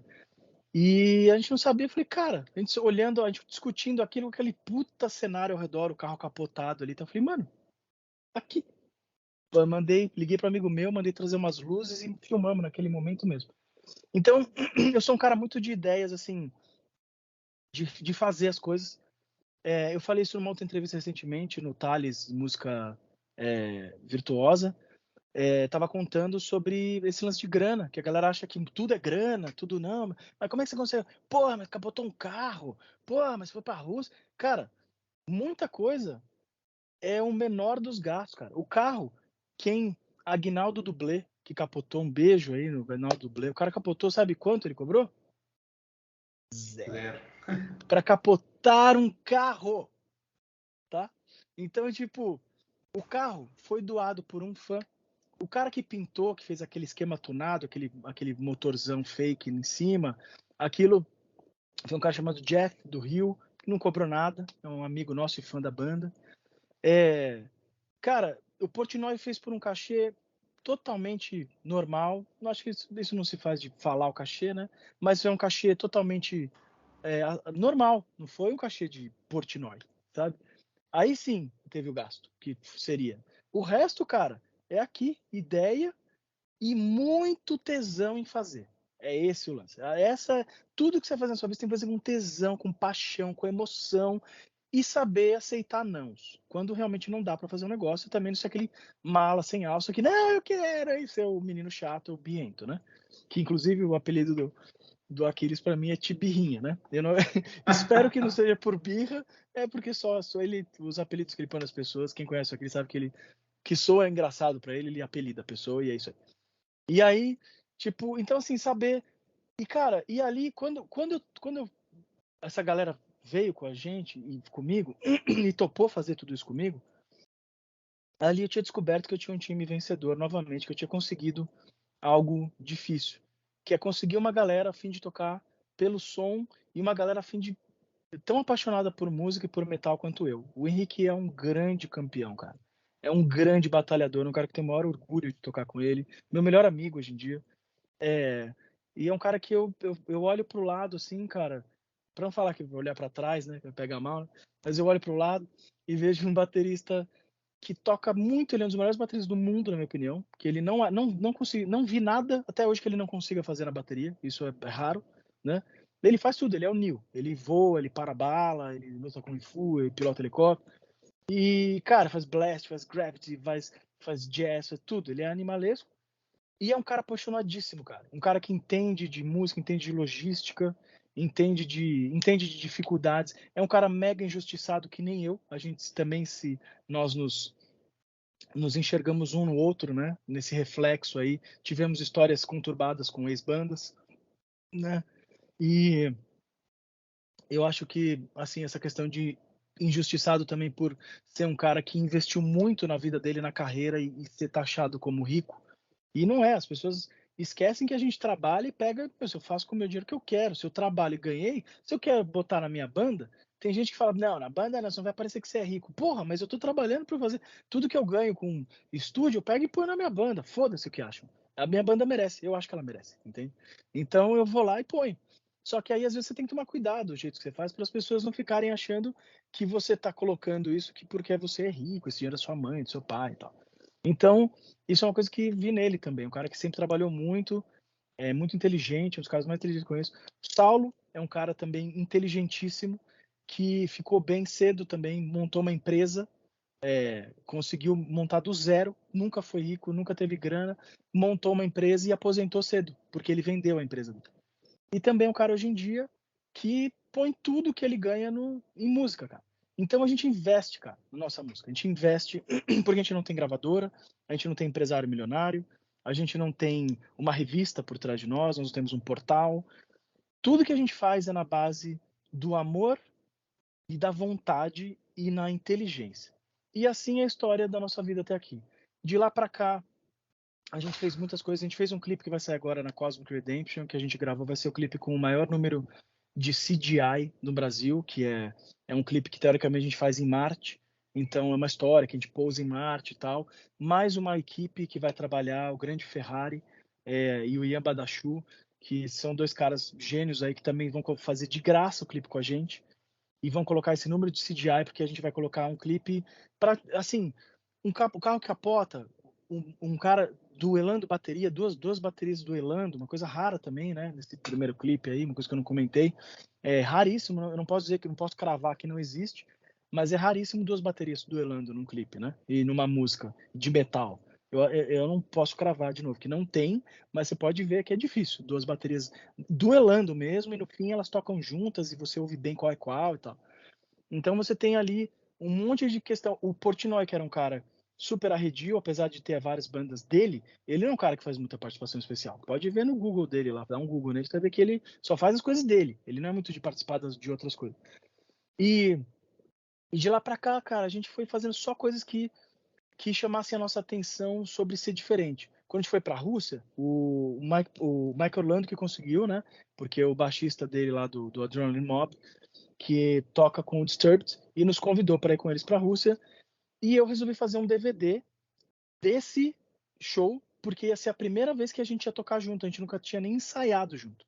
Então, era um jeito também de fazer uma coisa especial na Rússia. Aí você fala, pô, mas você vai levar a gente para filmar a Rússia, isso não é grana? Não, cara. Eu convidei vários amigos meus para irem filmar pra gente. 4 toparam, e dos 4 que toparam, eles nunca tinham filmado nada na vida. Eles só queriam ir junto na festa. Aí eu botei uma câmera na mão de cada um e falei, filma aí. Pronto, esse vai ser o nosso DVD. E claro, o Rodrigo Rossi, que foi o diretor que foi com a gente, que foi o nosso investimento, precisava de um diretor, né? Afinal, eu tava cantando lá, precisava de alguém dirigindo fora. E ele que organizou a galera. Mas assim, mais uma coisa que você fala, pô, dinheiro, não, cara, fomos lá na cara e na coragem. E tá aí, tá lá no YouTube. Não cobramos nada de ninguém, tá lá. É um negócio para vocês. Vai sair em mídia física, mas lançamos um DVD. A gente fez a bateria que gira, o Rafael Saibuth, que lá de Curitiba, o cara fez também por uma grana quase zero, bateria, o cara topou fazer uma bateria que gira de ponta cabeça, fizemos DVD em Curitiba, trouxemos o Mike Portnoy para o Brasil, fizemos a grana para pagá-lo em cima do próprio show, e vai ter um DVD que vai sair live em São Paulo, live em Nova Friburgo, com Portnoy, e em São Paulo ainda teve a participação do Luiz Mariucci, do Alírio e do Edu Falaschi, cantando Carry On, inclusive. Foi uma noite bem especial em homenagem ao André Matos. E aí, o live em Curitiba, que tem eu entrando de tirolesa, a bateria girando de ponta cabeça, tem músicas acústicas com velas, o lance da bola, né, que fica na galera. Foi uma noite bem memorável, assim, tipo, então, assim, de lá para cá a gente foi lançando coisas. Aí tem a participação do Ney Mato Grosso, que não me cobrou um centavo. Para gravar lá no Museu da Manhã, que não me cobrou nenhum centavo. Tipo, todas essas coisas são ideias e cara, e tesão de ir atrás, vontade, ficar lá, meu, ligando. Minha mulher, que a Roberta, devo muito a ela dá muita ideia boa e ela me ajuda nas correrias, ela é apaixonada também. E ela também quer que eu resolva as coisas logo, que ela fica de saco cheio. Então, quando eu tô conseguindo resolver, ela pega o telefone da minha mãe, essa porra aqui. Daí. Então, isso é bom por um lado. Obrigado, Robson, por ser brava, que aí eu fico. As coisas saem mais rápido. Então, tipo, cara, o Ney ter topado fazer, que foi uma coisa inédita, um cara que, sei lá, fazer uma coisa de heavy metal, assim, sabe? Não sei, eu não sabia se ele ia aceitar, entendeu? O Dave Ellefson, que é um cara que estava passando por uma situação adversa ali na época, né? Que a gente ficou muito assim de convidá-lo e tal, mas pô, sou muito fã do Megadeth, tá tocando, ter alguém ali no meu disco do Megadeth, para mim seria muito importante. Ele é um cara muito do bem. Eu lamento o que ele passou ali, eu não quero né, entrar nesse assunto, mas assim, eu fiquei feliz por ele ter aceitado. A gente foi uma música muito legal, depois ouçam aí. E o Michael Romeo, ao invés de a gente chamá-lo para fazer um solo, a gente falou, cara, vamos chamar o Michael para fazer orquestra, que muita gente não sabe, mas toda aquela genialidade do Symphony X é dele. Aquelas orquestras maravilhosas, aqueles corais, ele que escreve tudo aquilo. E o pessoal não sabe isso. Falei, meu, vamos chamar o cara para orquestrar uma música nossa. E orquestramos a Shadows, que é uma música acústica, que é uma interpretação, é uma repaginada da Shadows do Nine. Então, cara, é um disco assim que a cada música que você vai ouvindo, elas têm uma história muito sólida, cada música tem uma história muito legal. Então, quando você ouve a obra, ou quando a gente finalmente lançou, eu tenho muito orgulho desse disco, porque eu arrisco dizer que é o mais importante. Importante é foda, que eu acho que o primeiro é sempre o mais importante, né? Porque afinal é o primeiro, né? Que deu origem à série. Mas é o disco mais importante da história do Noturno, tirando o primeiro sob a ótica de importância, né? Mas esse, cara, ele é muito sólido, todas as músicas são muito profundas, a gente tem muita história para contar de cada uma, a gente vai tentar fazer clipe em todas elas. O único down point de tudo isso é que a gente não conseguiu manter o Mike na banda tanto tempo que a gente gostaria, por causa da explosão do dólar, da situação da pandemia, tudo ficou muito caro, tudo tá difícil. Então, tudo que a gente quer fazer, meu, tem que trazer o cara lá da puta que pariu, uma passagem tá cara pra caralho, tem que pagar o cara em dólar e inviabiliza, cara. Então, assim, eu falo muito transparente com a galera aqui. Tipo, a maioria das coisas que eu faço, assim, enquanto a gente teve o Mike na banda, a gente não ganhava um tostão, cara, porque ficava tudo para pagar o cara. Não porque ele sei lá, porque ele é mercenário, nada disso. Não, porque tinha que pagar um mínimo ali para ele, e o mínimo é uma grana, né? Qualquer coisa em dólar é tipo 5, 6 vezes mais, ainda mais se você vai pagar isso em cartão, IOF, o caralho é 4. Então é muito difícil. Então, por um lado, tem sido bom que a gente trouxe de volta o Léo, que topou, grande amigo, grande parceiro, eu considero um irmão de família mesmo, sangue do meu sangue mesmo. E esse cara, as lutas, as batalhas que ele lutou por mim e ao meu lado, eu só tenho a agradecer e tenho orgulho dele. Então ele tá de volta, tem sido um prazer enorme, assim. Só que ele não está na banda, a foto, tudo ainda é com o Mike. A gente está numa situação muito esquisita nesse momento, porque a gente tem o Mike, mas tem o Léo. A gente não consegue trazer o Mike para tocar, então fica o Léo. Mas no oficial da banda é o Mike, por enquanto. E a gente pretende, sim, voltar a tocar com o Mike se a banda conseguir voltar a um padrão, quer dizer, chegar num padrão assim, né, de financeiro, que a gente consiga realmente pagar o cara, né, para que ele faça tudo com a gente, o jeito que a banda certa deve ser, mas a gente gostaria de levar o Léo junto também, porque a coisa ficou tão agradável que a gente até pensa hoje em dia em ter 2 guitarras. Daria um puta trabalho, mas seria algo legal. Se não, a gente segue em frente com o Léo. Também os dois mundos são muito, para mim, são muito. Eu serei feliz em qualquer um deles dois. Legal. Bom, você falou que às vezes a gente faz perguntas muito complexas, mas você me antecipou umas 10 perguntas que eu planejava fazer. Então, excelente. Ufa. Já dá para você ser o jornalista da parada também, pô. Que isso. Falar comigo mesmo, não precisa.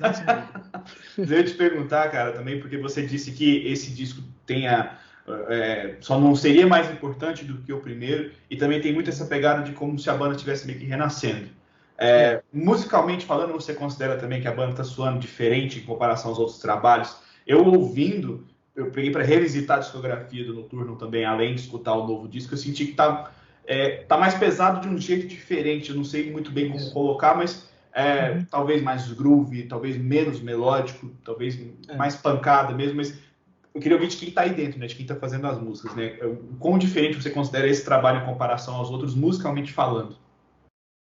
Olha, Igor, você justifica a sua fama. Você faz perguntas muito interessantes. Obrigado, cara. É, sim, cara, o Cosmic Redemption é um disco de muita história, como eu contei agora, de coisas que foram acontecendo no meio do caminho e foram nos levando. O disco, eu amo quando a vida me leva. Eu não, eu sou um cara avesso a forçar situações, assim, sabe? Eu sei que muitas vezes eu tento e me arrependo depois por isso. E hoje em dia tento me manter muito mais escravo do cosmos do que realmente um cara que quer alguma coisa. Porque eu acho que é assim que a vida te ensina e é geralmente quando você vai para o caminho certo, é quando você ouve a voz da intuição, que é a voz da vida, e deixa a vida te levar, né? Como diz a música. E esse disco foi por isso a história do Cosmic Redemption, né? Porque a redenção cósmica, ela vem quando você é uma redenção que vem pelo cosmos. Então, quando você deixa o cosmos te guiar, é quando você vai obter realmente redenção de alguma situação mundana que está vivendo. E, e a gente estava vindo de uma fase em que o lance era muito dinheiro, dinheiro, a outra formação, tudo a gente brigava muito por causa de grana, né, tudo que entrava a gente colocava de novo na banda, isso é uma coisa que não agradava todo mundo. Quer dizer, não agrada, né? Ninguém quer ficar, não ganhar dinheiro, né? Mas assim, tem pessoas que tendem a ter menos amor por aquilo do que outras, né? E a gente se encontrou numa situação dessa ali, e aí por isso a redenção cósmica, puta, que então que o cosmos nos redima, né, cara? Que ele que guia o caminho, por isso o nome do disco. E, e aí, cara, quando aconteceu de eu convidar o Michael Orlando de volta pra banda, um dos objetivos também é que eu sou fã, né, aqui no meu pulso aqui, ó, tem Metallica, Megadeth, aqui tem, ó, Sepultura, Pantera. Eu sou um cara que tem o thrash, o metal na minha pele, no meu coração, e eu sou um verdadeiro fã, as pessoas, né, vem de fanático, né? Então eu sou um verdadeiro fanático aí por metal americano, cara. Eu gosto muito do metal inglês, europeu e tal, mas as minhas bandas preferidas são americanas. Então, eu gostaria muito, sempre tive esse sonho de ter um pouco mais do metal americano misturado ao nosso tipo de música. Eu sempre quis fazer pelo menos um disco com um pouco mais, com o pezinho um pouco mais dentro da música americana. O nosso metal brasileiro, ele é muito brasileiro, né? A gente tem orgulho disso, obviamente, né? O Angra, a Sepultura, que o diga, né? Que trouxeram todas essas influências e tal, que colocaram essa influência do Brasil perante o mundo e tudo mais, fizeram aquela mistureba que deu origem ao estilo que a gente tem tanto orgulho hoje em dia de bater no peito e dizer que é nosso, né? Então, eu tenho muito isso. Tive isso com o Xamã, e agora com o Noturno, tive isso com o Karma também. Assim, já tive bandas de vários jeitos, estilos, sempre mais voltado para aquele estilo brasileiro de se fazer metal, né? Seja ele o prog, o power, o sinfônico, ou o thrash. É um jeito brasileiro de se ver e se fazer música, mas sempre com influências externas, ou americanas da América do Norte ali, né, ou europeias. Então, eu sempre tive esse lance de eu gostaria de fazer um som um pouco mais americano dos Estados Unidos, que eu digo, né, América do Norte ali. Realmente trazer um pouco mais isso pro nosso estilo, né? Pro nosso metal e misturar, deixar que a nossa influência que já estavam, são 3 brasileiros, e deixar que o quarto fosse um americano e o principal compositor, isso ia dar aquele ar americano. Então o que você sentiu ali na sua muito bem, inclusive, descrito perfil do nosso disco, desse novo estilo do Noturno, né, dessa nova cara,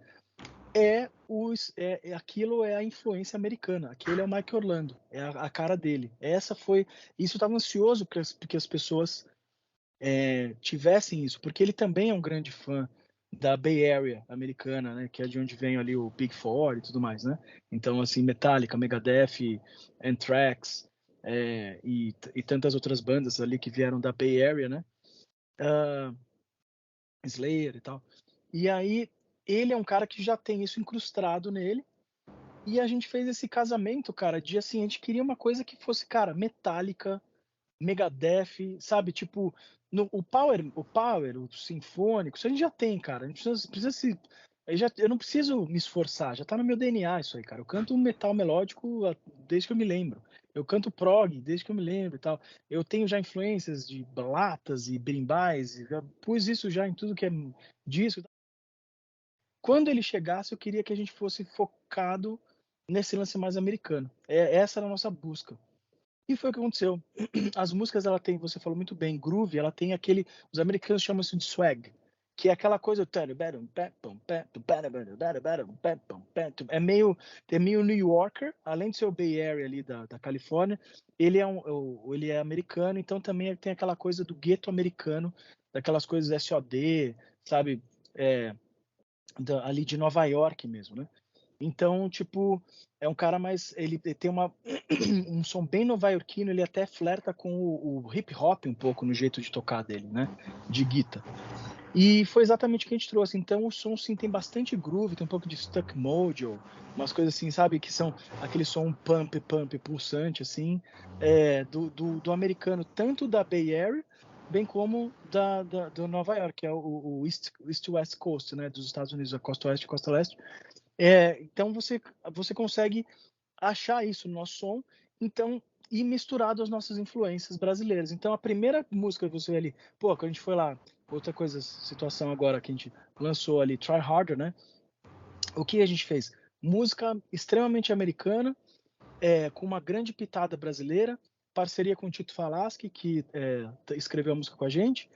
Cara, quando a gente começou essa música, a primeira coisa que me veio à cabeça no canto, bem antes de qualquer ideia de clipe, foi umas latas, molecada tocando, lata, periferia, aquilo, ou samba carioca apoteose. Porque aquilo combina, pode ver que o canto é metálica.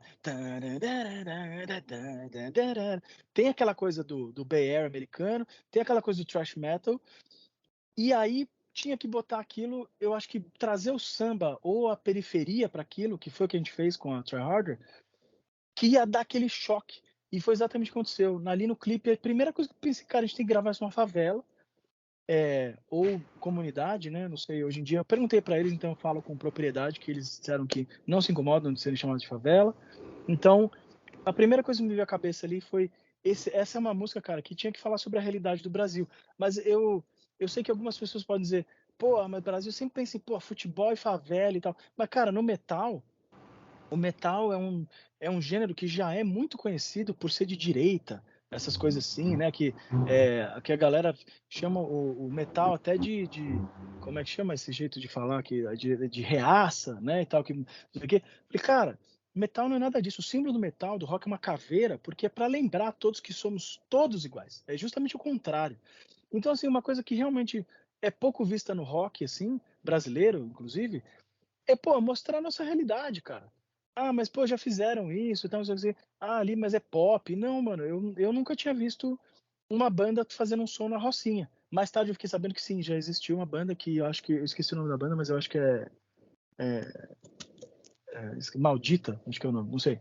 Mas eles já tinham feito alguma coisa. Mas, assim, uma banda de power metal, que é conhecida por ser blasé, né, conhecida por ser espadinhas e dragões e tal, a gente ir lá e fazer numa favela, cara, numa favela que é mundialmente conhecida, hollywoodianamente conhecida, isso ia ser um choque cultural e também para apresentar para as pessoas que o metal também é favela, cara. Muitas bandas brasileiras saíram da favela. Eu gravo uma banda aqui que é o Innocence Lost, uma banda que gosto muito, inclusive um abraço para eles, um beijo para Mari, que é vocal, que é uma vocalista que saiu da Rocinha. Então as pessoas nem imaginam quantas bandas saíram da periferia de São Paulo ou estão na periferia. Metal é favela, sim, tem muita banda na favela e tem uma realidade ali que precisa ser mostrada e precisa dessa conexão. Por que a gente sempre tem que estar em lugares assim, puta, gravar em castelo? Porra, tem coisa menos a ver com o Brasil que gravar num castelo?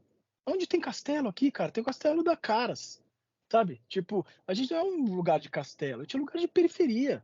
Aqui o Brasil é um lugar de gente porra, que luta, que batalha para se livrar dos grilhões da Europa, dos grilhões do dólar, sabe? A gente tem que mostrar a nossa força e dar as mãos, que é justamente o refrão é isso, cara, que a gente tem que dar as mãos, isso pós-pandemia ali, a gente escreveu essa música no momento de pandemia, a letra, né? Também junto com o Mike, com o Saulo, que também é um grande escritor de letra, o Chacol, né? E ali é uma letra que diz sobre esperança, cara, e sobre isso, sobre mostrar que, cara, o metal é o símbolo é uma caveira, que somos todos iguais. A gente vem e vai embora aqui, a gente traz nada e leva nada. Então, o que a gente vê aqui é aquele clipe para mostrar que não importa favela, não importa quem você é, o que importa é o que você faz, que é o que define quem você é.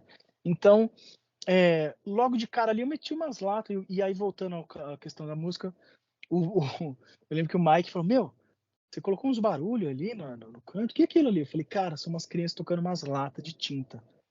Ele falou, não, come on. Eu falei, Ele falou, meu, legal, Sepultura. Eu falei, meu, isso aí, Brasilzão, porra. É isso, cara, a gente é isso, a gente gosta de batuque, a gente é preto, cara. Nós somos uma raça preta, todos nós, entende? Viemos bom, aí não quero entrar naquele papo, né, da onde viemos, para onde vamos e tal, mas nós somos, cara, somos a raça do swing, da felicidade, do ritmo, da alegria, do futebol, e do bem, cara, e do metal. Então, eu fico muito emocionado quando falo isso, porque esse lance de preconceito também é uma coisa que mexe muito. Hoje em dia você não pode falar nada que você é crucificado, que você... Eu não tenho vergonha de falar porque é do coração, sabe? Eu sinto que eu fui criado por uma preta, sabe? Minha mãe é branca, mas eu tenho ela teve uma ajuda de uma segunda pessoa que trabalhava com ela e que ela criou também. Minha mãe criou essa menina também, que né, acabou virando como se fosse uma irmã minha, mas ela me criou, né? E ela é preta, ela tem o rosto deformado, então assim, eu sei muito bem que é preconceito desde criança, porque a gente saía, minha mãe levava, a gente ia sair para comer, alguma coisa assim, e tinham lugares que não deixavam a gente entrar por causa dessa minha segunda mãe, chamada Graça.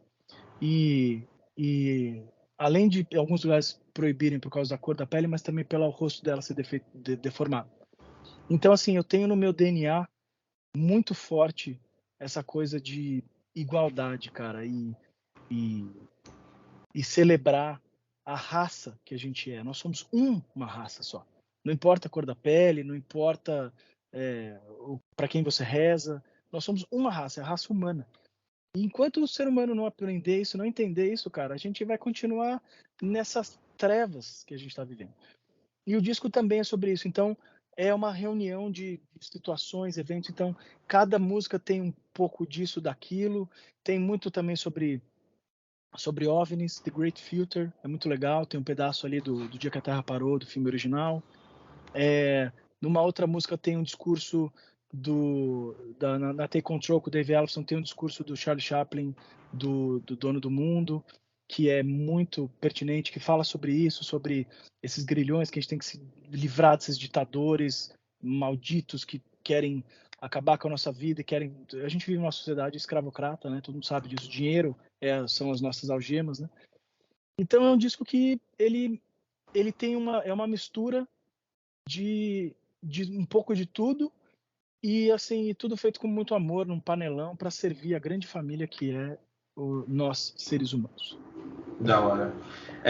E eu sei que você também não é um cara que planeja muito o futuro nesse sentido de forçar situações, mas é natural perguntar como é que você imagina, musicalmente falando, o Noturno seguindo a partir de agora para um segundo trabalho. Eu sei que vocês têm uma longa turnê, acho que vocês ainda vão passar um tempo promovendo o novo trabalho, o Cosmic Redemption, mas se vocês já estão passando por uma transição musical, né, que esse disco já mostra um som diferente. Como você vislumbra o Noturno daqui em diante, inclusive na questão musical, na questão criativa? Você acredita que esse seja o caminho, uma sonoridade cada vez mais inclinada para o peso, às vezes até se livrando um pouco desse histórico que foi criado de como você fez parte do Xamã, os próximos projetos seus teriam que ser melódicos, teria que ter essa sonoridade? Ou você acredita que vai ser uma coisa mais espontânea, uma coisa para pensar realmente mais à frente? Muito bem dito novamente, eu realmente não sou um cara que planeja porra nenhuma, eu deixo a vida me levar, mas realmente é de se preocupar um pouco, né? Eu não sei, a gente não tem nada planejado agora sobre fazer músicas novas, então a gente vai dar uma respirada e realmente aproveitar o que a gente fez até agora, que tem bastante coisa, né, para poder ser divulgada aí. A gente tem mais um clipe para ser lançado agora recentemente, que vai ser da Cosmic Redemption. Inclusive, voltando a falar uma coisa que eu não falei na outra resposta, que você falou do lance do Power, pô, mas esse disco tem 2 melódicas, coisa que nenhum disco do Noturno tinha antes. Todos os discos só tinham uma, e se não me engano, o primeiro nem melódica tem, acho que não tem nenhuma música melódica. No segundo tem uma melódica, mas é trash melódico. No Nine que foi The Mysterious, acho que foi a primeira música que a gente foi fazer ali, que a gente voltou a fazer melódico, muito por pedido da galera que gosta da minha voz no Power e tal, né? Então foi um presente pra galera ali, fã de Xamã e tudo mais, na minha fase no Xamã. E nesse disco acabou acontecendo porque o Mike tem muita influência também de Malmsteen. Então ele quis fazer uma coisa voltada para o Malmsteen e Dragon Force. Eles são amigos lá, né? Ele tem uma amizade grande com o pessoal do Dragon Force.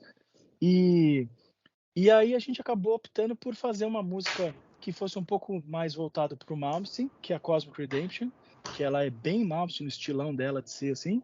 E ela é bem guitar hero, assim, sabe? Tem um pouco até de vai, assim, na época do Sex and Religion e tal. E que é o clipe de maior sucesso nosso, que foi o Cosmic Redemption que a gente fez na Rússia. Acho que foi o segundo single que a gente lançou, né? E deu 600 mil visualizações em coisa de, sei lá, de um ano, assim. Deu um boom mesmo. E ela é uma das músicas com mais visualizações nossas a galera realmente foi um hit ali, né? E a Reset the Game, que é um outro hit nosso, que também foi muito bem, que é uma música mais voltada para o estilo super speed do Dragon Force, né? Então, essa é um estilo de música que a gente voltou a fazer, foi super bem recebido. Eu com certeza pretendo sempre ter 2 melódicas ali. É um estilo que eu gosto de cantar, eu gosto que as pessoas também apreciem e celebrem quando eu canto isso, me sinto feliz em poder agradar essa galera. Mas no momento a gente está sem planos de voltar para prancheta, para músicas novas. Assim. A gente vai trabalhar, tem muita coisa para trabalhar. A gente tem mais 3 DVDs a ser lançados, 4, né? Se for contar o Made in Russia, que a gente vai ter que vai lançar físico. Então tem. No segundo semestre a gente lança um box especial com o Made in Russia, o live em São Paulo, live em Nova Friburgo, ambos com o Portnoy, e o live em Curitiba. Com toda a superprodução que foi lá. Então já temos aí 4 trabalhos para fazer. Mais o LP, que vai ter uma música nova que já estava gravada nesse disco, a gente já deixou ela separada para lançar depois mesmo, né? Já era caso pensado, que é um cover, vai ser bem... A galera vai se surpreender novamente, né? Tipo, é um cover bem inesperado, assim. E assim, eu acho que a gente pretende sim voltar para prancheta, mas assim, não sei. Depende de como vai ser a continuação da banda. Se for com o Mike, a gente, né, continua escrevendo com ele, né? Ele e eu, e a parceria. E o Saulo ajudando nas letras e também algumas coisas de música, e o Henrique com arranjos e tal. Ou se não, o Léo vem pra banda e a gente vai fazer o que a gente fez a vida inteira, que é escrever música junto. Mas assim, eu voltei a falar com o Fernando Quezada recentemente. É um cara que eu vivi minha vida inteira escrevendo música com ele, né? Então, para o próximo disco, eu pretendo até ter participações assim de pessoas que eu tenho facilidade e prazer em escrever junto. O próprio Quezada me disse já que ele tem várias músicas que ele acabou pensando no Noturno e escreveu. Falou, meu, nunca mais vou entrar nessa banda, mas vou deixar guardado aqui, que ele comentou. Então, vai saber, né? Tem o próprio Tito Falaschi, que a minha carreira inteira sempre tem alguma música dele. Todos os meus discos tem alguma música dele. É um cara que eu tenho um prazer imenso. Estava com ele agora no telefone, antes de começar essa entrevista, falando sobre fazer coisas juntos. Ele tem outras ideias ali de coisas que ele quer fazer. Logo mais eu vou anunciar uma coisa bem louca que a gente está planejando aqui. Então, assim, cara, tudo depende do que as pessoas quiserem de nós, entende? E de como a vida vai nos tratar, né? Não sei. Para a gente fechar, que eu acabei tomando até bastante tempo seu, eu queria saber também, fora essas tours que vocês anunciaram, todos esses lançamentos, como se eu fizesse mais coisa, né? Já tem coisa pra caramba aí para vocês para os próximos tempos aí, mas você tem a tour no Reino Unido, que pelo que você comentou também vai se expandir para outros territórios ali da Europa. Tem o retorno do Paul com o turnê com vocês em 2024. Fora isso, tem mais algum compromisso de estrada, alguma coisa que você queira lembrar o pessoal? Tem, cara. Tem uma coisa que eu não posso contar, que eu estou ansiosíssimo para contar, mas essa pessoa pediu para eu não contar por enquanto, porque a gente quer fazer um anúncio bem louco. Mas eu tenho um projeto que eu fui convidado para cantar e que é de um cara que eu admiro muito, que eu tenho maior respeito, chamo de meu padrinho, e ele me convidou para cantar na banda dele, e eu muito feliz e muito radiantemente respondi que sim. Então, logo mais a gente vai divulgar que vai rolar essa banda, que é com uma galera que eu respeito muito, e vai ser uma carreira solo que vai ser focada nas músicas novas desse artista e com ainda releituras de fases de outras bandas que esse artista teve.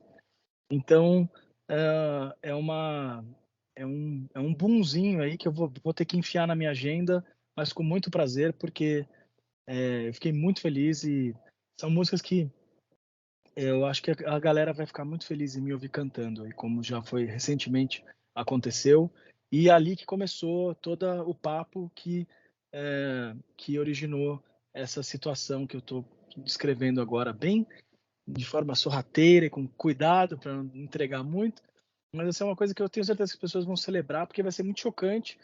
É uma pessoa que as pessoas acho que não imaginavam que a gente fosse fazer alguma coisa junto por causa do nosso histórico ali. E, e aí eu estou bem ansioso para contar. Quando eu ficar sabendo, tiver o anúncio, a gente pode marcar uma outra entrevista aqui para eu falar tudo sobre isso, que vai ser bem legal, acho que as pessoas vão ficar felizes. Bom, mas assim, de bate-pronto do Nocturnal tem um clipe da Cosmic Redemption, versão de estúdio, para ser lançado, que vai ser super legal, mais um clipe super diferente do Nocturnal aí, que a galera vai celebrar, tenho certeza vai se orgulhar, que vai ser cheio de CGI, vai ser uma coisa bem à la Vingadores, assim. Vai ser um clipe, mais uma vez, acho que vamos quebrar paradigmas e barreiras aí, que vai deixar todos muito orgulhosos. Temos esses DVDs, esse box para lançar com esses 4 DVDs e mais ainda presentes, mimos, CD versão física com bônus track. Nós temos um relançamento do CD nas plataformas digitais, também com bônus track. Nós temos essa turnê de 45 datas para o começo do ano que vem. No fim desse ano, a gente tem a turnê pelo Reino Unido, que já está caminhando para 15 datas marcadas, e depois uma continuação na Europa, com mais 10 ou 15 datas pela Europa. E o ano que vem, a gente já estamos em conversação com Japão, Austrália, China, Coreia e Estados Unidos. E América Central também. A América Central talvez ainda role esse ano. Temos um festival esse ano que a gente não pode comentar ainda porque não está nada assinado, mas tipo, verbalmente está combinado que vamos participar, mas vai ser bem legal. Também um festival fora do Brasil, que é bem grande também, que está verbalmente acertado. E tem esse outro projeto que já tem datas sendo conversadas também para fazer pelo Brasil. Além disso, o estúdio aqui, que vai de vento em popa, só tenho a agradecer ao Cosmos e aos metaleiros que confiam os seus discos, seus filhos, né, entre aspas, aos meus cuidados.